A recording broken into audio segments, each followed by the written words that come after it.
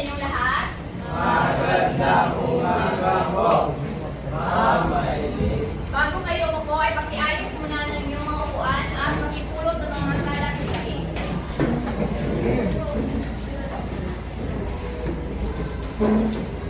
Upo na kayo.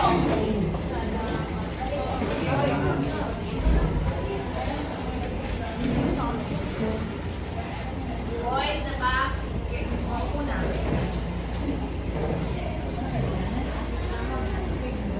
Muli, magandang umaga sa inyong lahat. Magandang umaga po, Ma'am Maylin. Ngayon, bago natin simulan ang ating talakayan sa ating aralin ngayon, ay may ipapakita akong mga salita sa inyo. Kung saan ang mga salitang ito ay inyong bubuuin. Dahil ang mga salitang ito ay may connection sa ating aralin na tatalakayin sa araw na ito.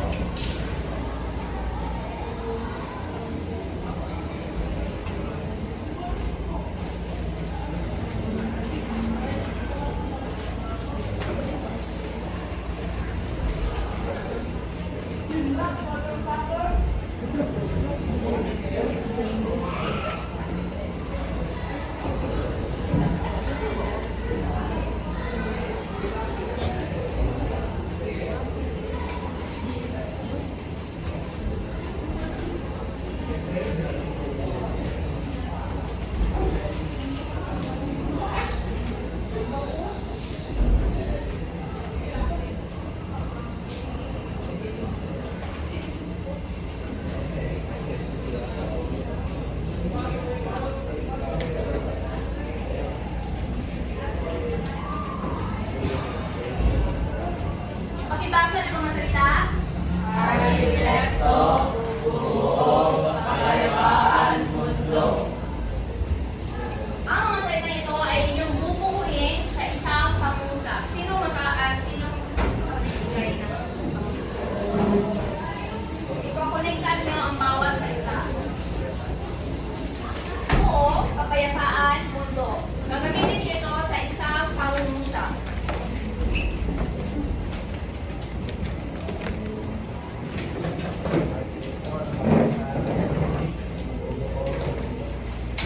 Pakilakasan ang oras para marinig mo lahat.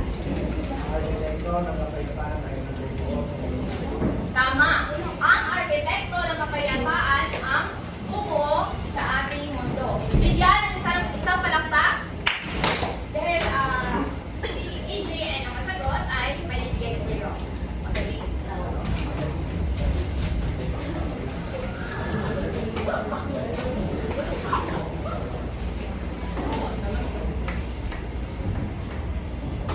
Ngayon ay babasahin natin ang mga layunin sa pagkatuto. Basahin na sabay-sabay. Mapagpatuloy ang mga pahayag ng mga katotohanan o opinyon batay sa binasang sanaysay. Nakapagpaliwanag sa mga kapaguluhang pangyayari na kaloob sa sanaysay.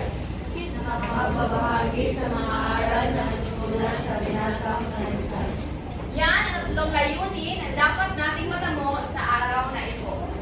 Kung saan sa araw na ito ay kayo ay magbabasa ng isang salisay tungkol sa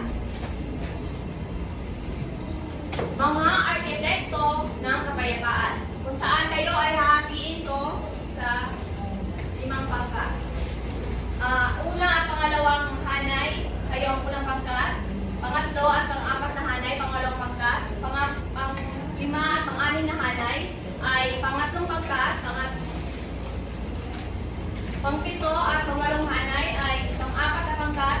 At pang-siyam at pang-sapung hanay ay pang-limang pangkat. Kung saan, kukunin nyo ang inyong mga aklat at basahin ang tungkol sa arkitekto ng kapayapaan. Kung saan pipili kayo ng isang representative na magbabasa sa inyong buko or kahit na kayo ay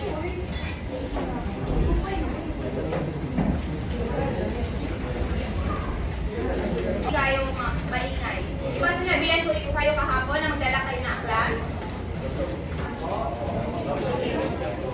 Simula na, bibigyan ko lamang kayo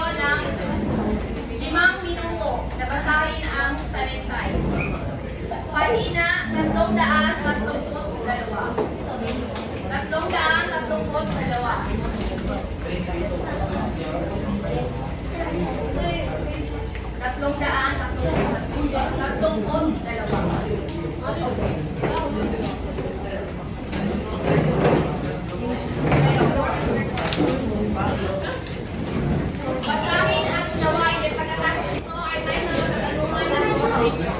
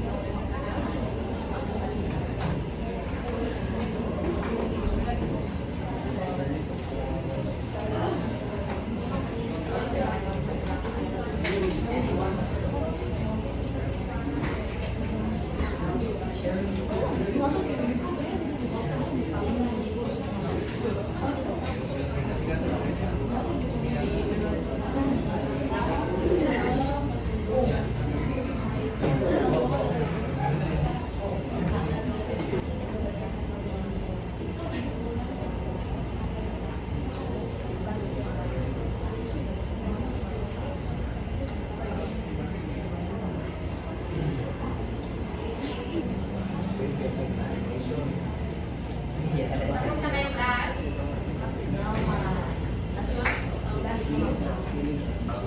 Ngayon ay tatanong ko sa kayo. Batay sa sanaysay na inyong nabasa, bakit nga ba ito pinamagatang mga arkitekto ng kapayapaan? Sino makapagbabahagi? Bakit ito pinamagatang mga arkitekto ng kapayapaan? Dahil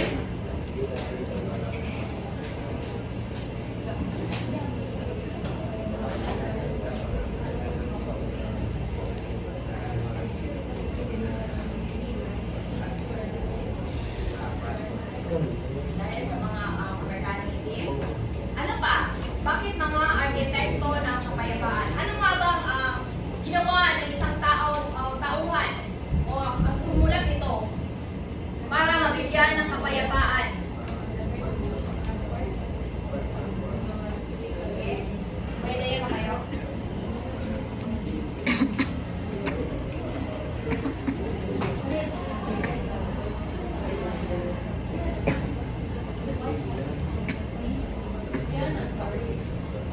Dahil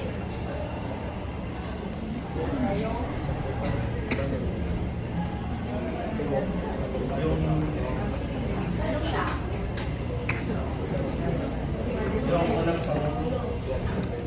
Sino pa? Sinong kasama ni Mandela para mapalaganap ang kapayapaan? Si?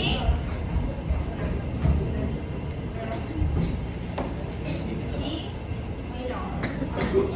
Sino kasama ni Mandela para mapalaganap ang kapayapaan? Magkakisa?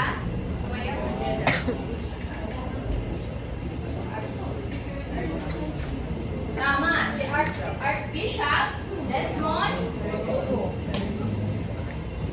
Ngayon, anong uri ng diskriminasyon ang nasaksihan ni Desmond Tutu nung siya ay bata pa? Tumayo?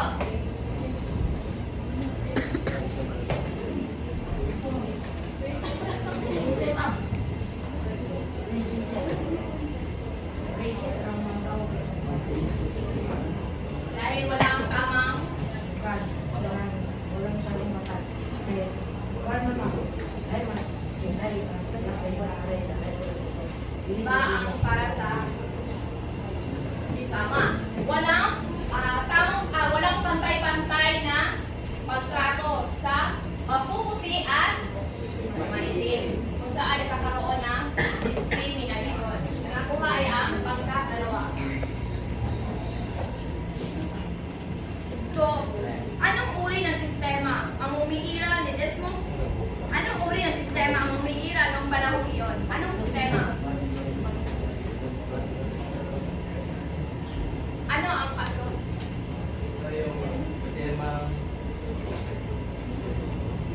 kuan sa nagbilang Saan? Hindi sila binigyan na.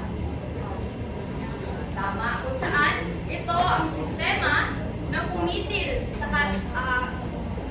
kalayaang kumilos ng mga Afrikanong itim. Ano pa? Diyan ay makakabahagi ba?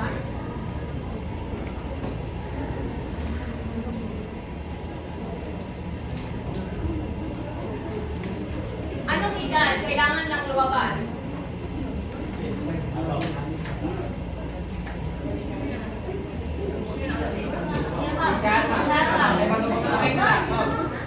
Pakitaas lang ng kamay.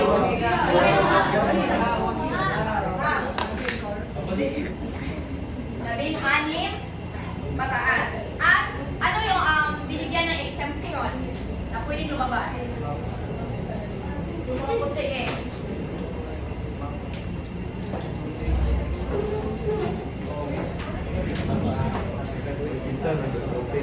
Tama, yung mga edukado tao.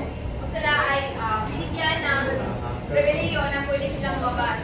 At yung mga labing-anim na pataas. So, anong kapait na katotohanan? Ano-ano ang mga layunin ang isinagawa ni Desmond Tutu nung maging Arsobispo siya?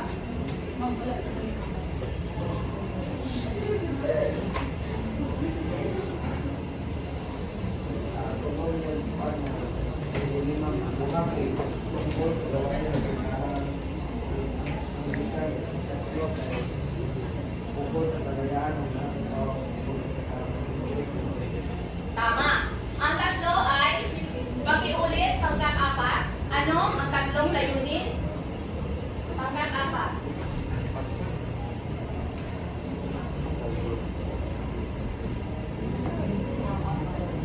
Ano ang tatlong layunin na itinala ni o isinagawa ni Desmond Tutu? Mayo? Batay na sinabi ni Ike, ano yun?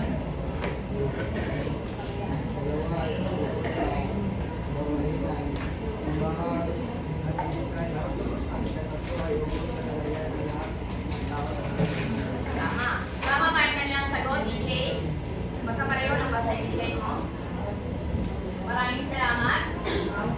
At ngayon, anong kapalit na katotohanan ang tungkol sa kalusugan ni Desmond Tutu ang nalaman niya habang siya ay nasa komisyon?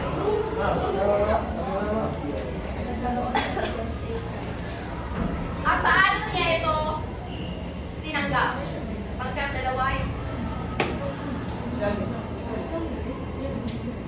Paano niya ito tinanggap? Sino makapagbibigay? Paano tinanggap ni Desmond Tutu ang katotohanan tungkol sa kanyang naranasan, kanyang kalusugan?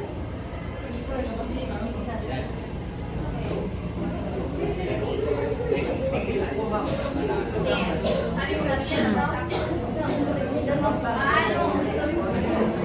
paano niya tinanggap ang mapait na katotohanan ito? Di ba sabi mo na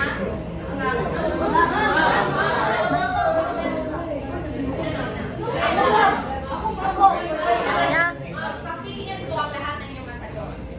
Sige. Unang pagkat. Tinanggap niya ang mapait na katotohanan.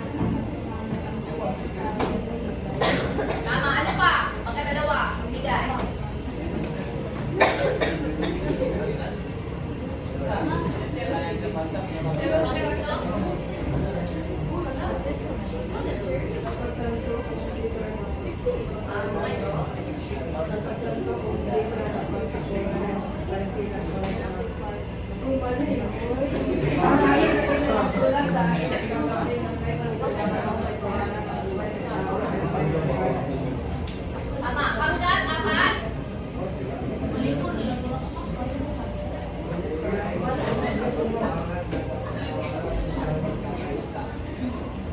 Tama. Pangkat, dalawa. Pangkat, dalawa.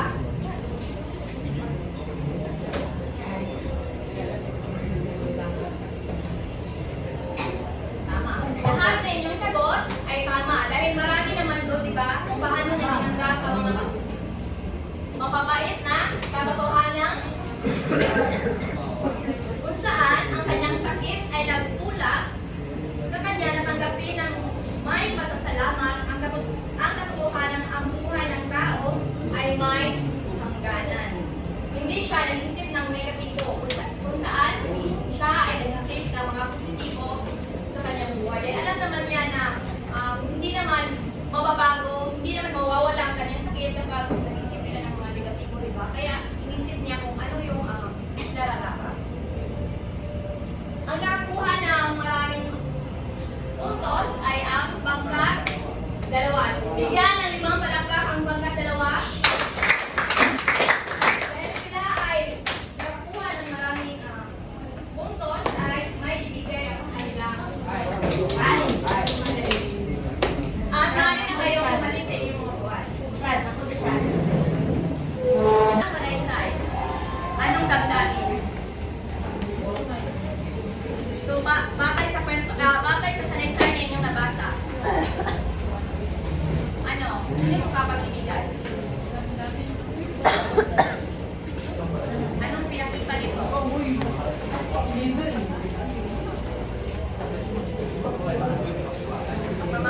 Ano pa? Pag-asa? Tama? Mamaya na yun. Mamaya na. Ano pa? Anong damdamin na nangiibabaw? Pag-asa, pagmamahal sa kapwa, pag-ibig, matatag,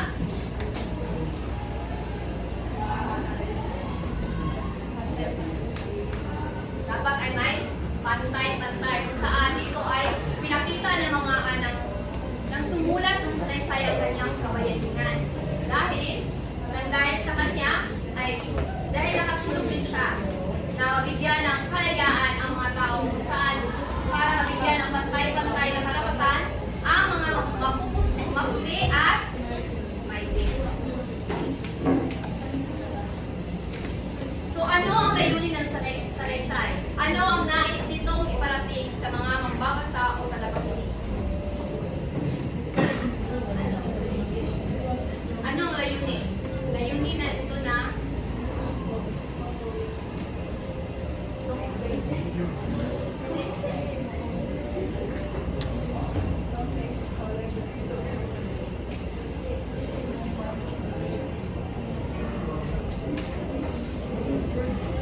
ano ang layunin ng sanaysay?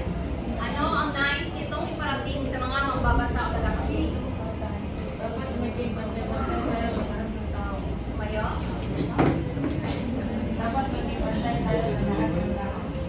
Tama. Dapat hindi natin tinignan kung ano ang estado ng tao. Kung ito ba ay maputi, ito ba ay maitim. Dapat ay pantay ang ating pagtrato sa isa. Dahil alam naman natin na tayo lahat ay mga tao. At walang kapag tayo pumunta sa langit na hindi naman sasabihin na Panginoon na dito ka kasi maitim ka, dito ka kasi maputi ka. Walang ganon. Kaya habang tayo nandito sa lupa ay dapat ay pantay ang ating pagtrato sa ating mga kapwa. So ano ang mga aral ang napulot mo sa binasang sanaysay? Mga aral. Kaya sinabi ko kanina, ano mga aral ang napulot mo? Hindi dapat mahusga ng tao. Dapat hindi tinignan ang estado ng isang tao.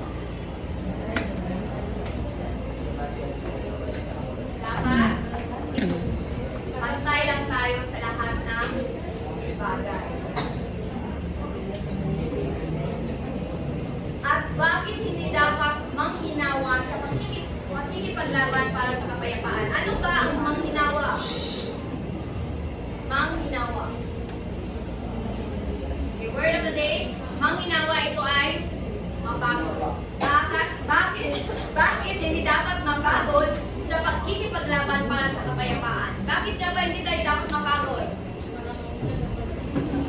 Ano? Huwag mahiya. Para?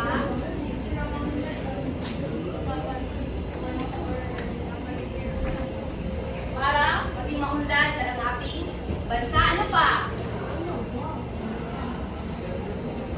Bakit hindi dapat tayo mapagod?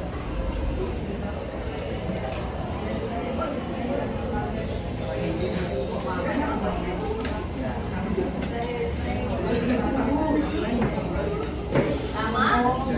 Hindi dapat tayo mapagod sa pagkikipaglaban. Hindi nga napagod yung mga bayani natin, tayo pa ba, di ba? So, paano nga ba kayo, bilang isang mag-aaral, paano nyo magagawa o mapalaganap ang kapayapaan bilang isang mag-aaral? Paano nga ba? Hindi makipag-away sa kapwa. Tama, hindi makipag-away. Ano pa? Sundin ang patakaran. Ano pa? Ano ang magagawa ko kung mapalaganap ang kapayapaan? Paano nga ba bilang mag-aaral? Hindi makipag-away sa kapwa. Hindi makipag-away, sumunod sa mga patakaran. Ano pa? Kayo, bilang mag-aaral, paano nyo ba pinalaganap ang kapayapaan dito sa inyong kasili?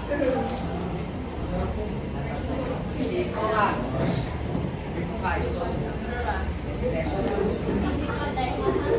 Ang pagkipag sa mga ang pagkipag salamuhan sa mga kaklase. Ano pa? Respeto. Lahat yan ay nang dahil sa mga sinabi nyo ay mapapalaganap natin ang kalayaan dito sa ating paaralan, sa ating lugar o kahit saan na tayo pumunta. Kapag yan ang ating pinakita ay tiyak na makakaroon tayo ng kapayapaan. Ngayon ay naiintindihan niyo ba ang ating tinalakay sa araw na ito? Tungkol ito sa diskriminasyon ng maputi at kaya kayo huwag kayo mag-discriminate ha. Kasi hindi natin alam ang nararamdaman ng isang tao. Kaya dapat pantay lang ang ating pakikitungo sa ating mga kapwa. Ngayon ay kumuha kayo ng kalahating papel. Ay, isang kapat na papel. Yes, isang kapat na papel. O pwede na nyo lang buksan ang inyong aklat sa pahina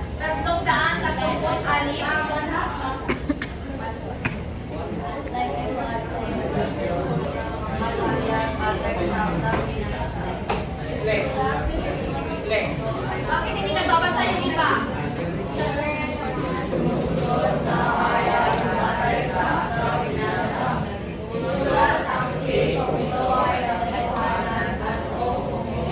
Naintindihan niyo ba ang panutot? Dapat wala na magkakaroon. Salamat, Ipa.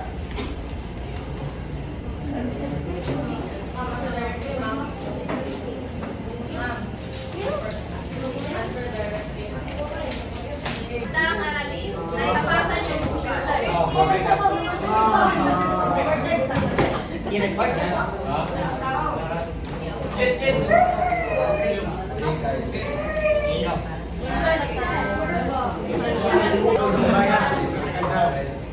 Sa unang bilang,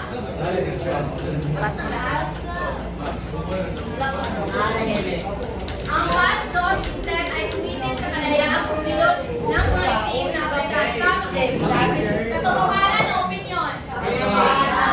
Tama. Pangalawa, nararapat lamang na magrebelde ang mga itim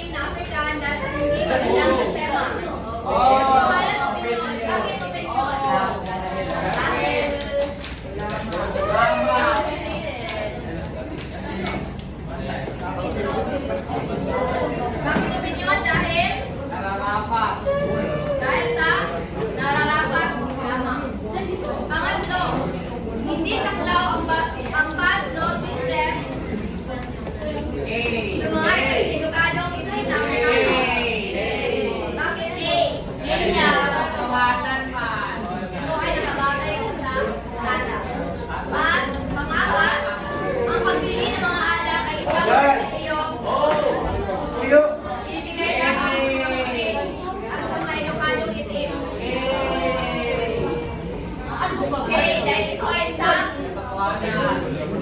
at ito ay isang kasalanan. At panglima, walang puso ang nakaisip na hindi dapat paglaruin ang mga batang itim sa kalaruang nakalaan sa mga batang puti. Ano ito?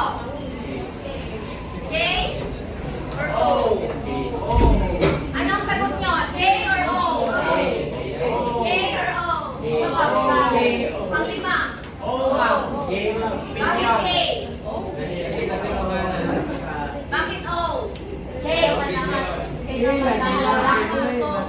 Ang tamang sagot ay O. Dahil ito ay nagpapahiwatig ng emosyon at pansariling panghuhusga. Dahil walang puso ang nakaisip. Ay, ang itinala ni Desmond Tutu ng tribe at Archbishop ko. Ano siya? Geo. Tama. Dahil ito ay dokumentalong tala tungkol sa tatlong layunin. Pangpito, nais sa katuparan ng tatlong layunin na maging Pangulo ni Nelson Mandela. Tama. Ito ay isang historical na pangyayari. At pangwalo, hindi dapat inalok ng artistiya ang mga nag-aapi ng panahon ng apartheid. Ano siya? O or A? O or A? O or A? O or A? Ito ay O. Dahil salitang hindi dapat. At pangwalo ay pangsyam. Sadyang nakakayang maglalahad ng karanasan ng mga biktima. O or A? Bakit gay?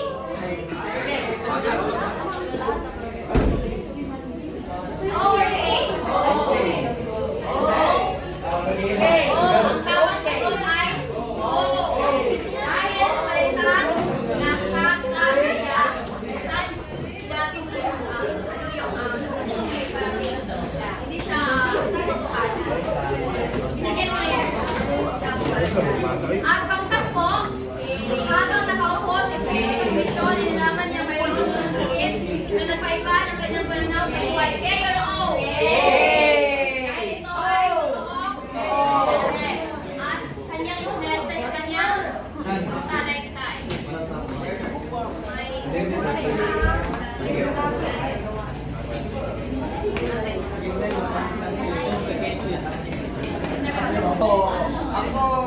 Very good. Magaling.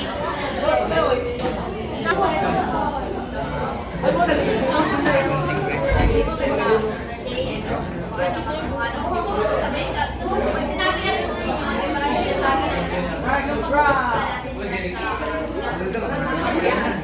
pagkakalan ay nangyari,